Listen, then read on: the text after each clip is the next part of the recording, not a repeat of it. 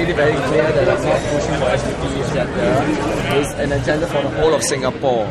You know, it's not, and the views that I have in the economic manifesto are the same, are advocated by other parties too, and some of them are also the same as the PAP. I mean, I'm a free market. I believe in the free market. It's part of PAP's manifesto too. Mr. Tan Kin Lian said that earlier today. He said that actually he is the most independent candidate from the four. Yeah. So what is your response to this? Because he said that actually you have ties with the opposition, so you cannot be considered as a. Yeah. As a you see, when we talk of independent for the role of the elected president, is independent of the government. And which party forms the government? It is the PAP that forms the government, not SDP, not NSP, not Workers' Party. It is a PAP government, the ruling party. So we must be independent of the ruling party. That's where I'm coming from. That's where I'm coming from, that independent of the ruling party. Okay. And previously on Wednesday's press conference, you mentioned something about introducing the gap year.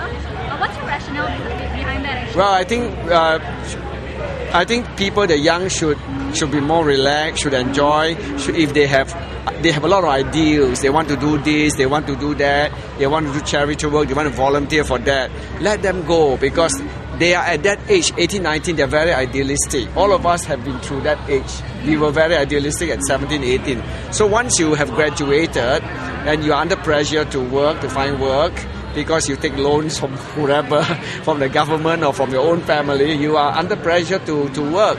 So I think it is good that people take a gap year, be more relaxed, go and do whatever they want, whatever their heart tells them, and then they go out and do. Then Mr. Tan, have you got, do you know that actually one of your posters was being defaced at Chulia Street? Yeah. Of that. So what do you think about that? Well, vandalism takes place all the time. It could be anybody, so I wouldn't want to read too much into that. Okay, then how do you plan to engage your online users more, like on Facebook?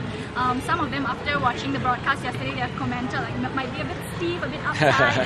How will you try to? Yeah, well, it's you are allowed to sit only on one chair, so you have to sit on it for 10 minutes. So I think if you there are restrictions on how one can move. Okay, how will you then try to engage the younger voters, since you have said that you're going to try to put in an effort to talk to them more? Well, actually, whatever it is, through Facebook, through what, we will engage the young. There might be forums, there might be Facebook and all that. Okay, will you consider giving direct replies to comments or? Well, if time permits, I would. But as you know, even right now, I get 500-600 emails a day. Yeah, so it's not easy. Okay, and I'm sorry, back to the gap year, because how will you think it will actually help the NS men? Because you were saying that. Yes, actually it is. But we can actually solve that problem, because we can put NS together as well.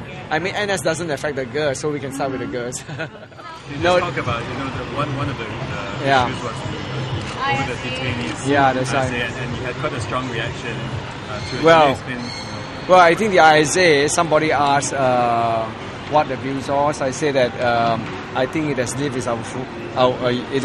its usefulness, and it's time for a review. The situation has changed, and there was a suggestion that it should be retained because we have terrorism threat. I did mention that there are other laws to take care of terrorism and other criminal activities, and other countries are doing it without the ISA. So personally, you don't feel that the ISA is actually a justified way of solving problems? Yeah, it is very draconian. So I think we have reached a stage that it's time that we do a review. Okay, like your personal experience maybe with your former SDP partner, does it have any link? No, nothing. That my views have been there even before I joined SDP. Okay. Dr. Tan, when you had said something about that, reacted and said it could have been sort of libelous or... No, he said it was a serious charge, But I did clarify to him that actually what I meant was that those who have been detained have held views which are contrary to the government. And were you satisfied with his silence, or when you asked him about a political opponent? Well, he did say that he would not say any further, and we respect his right to keep silent. The Mr. Tan, you've received some quite warm support here today. From people. Can I just ask the question, hypothetically, if you were not to win the election, would you consider standing in the next general election? Well, that is something that is I have to think about after this election, see how my support is and how this campaign pans out, and what can I best achieve my public life purpose. At this point, how would you? At this point, I think it's quite positive. I think we decide after the election. You never know how it goes, which way it goes. You say it's quite positive for this election, or that you might stand for another G after? Well, we will have to see what happens after the results is known, and see the extent of my support and whether there's warm reception. Okay, then what do you think of Mr. Tan Jee Bob's proposal to actually move the government out of the istana? Well, I think it is a symbolic act. If it helps to improve perception, then why not? I support it. But I think that what is more important is the substance. But symbol helps as well, if it reinforces the perception. Just how do you receive any feedback from the public, and how are you going to address them? I think it's warm, and they have certain issues about healthcare, about jobs, that they are still relatively young, in their 50s and 60s, and they are without jobs.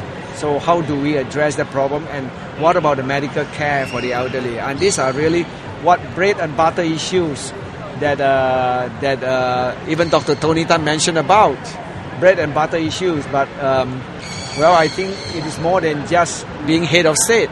It is bread and butter, taking care of the people. And you don't take care of the people by traveling abroad and perform your function as head of state. Stay at home more and look after the people.